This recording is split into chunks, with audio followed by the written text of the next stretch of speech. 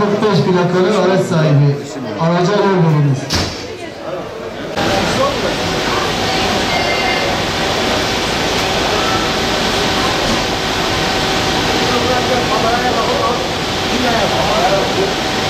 Üç sene önce yoğunluk vardı, bayramlarda yoğunluk vardı ama bu sene hiç yoktur. Mazot olmuş 8 milyon.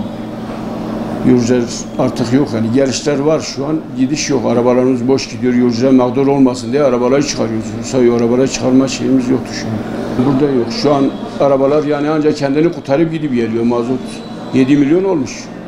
Arabalar senetleri, hiçbir araba senetleri çıkarmıyor. Şu an arabalar hep duruyor. Sadece yolcularımız mağdur olmasın diye arabaları çıkarıyoruz. Gidişlerimiz şu an arabalar çok zayıf. Döviz Allah korusun.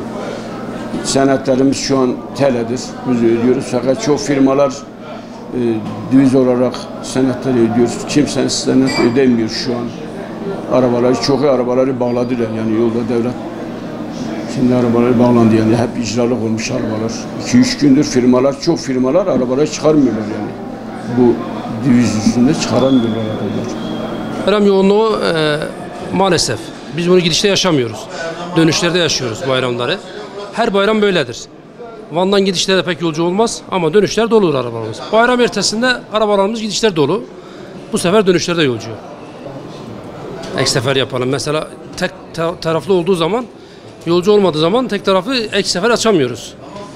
İki başta da yolcu olacak ki sen karşılıklı sefer açasın. Bir taraf tek başına doyurmuyor. Bizim şu an yakıt 5.500 liraya 6.000 liraya yakıt alıyoruz. Bizi çok etkiledi. Biz 200 lira bilet kesiyoruz.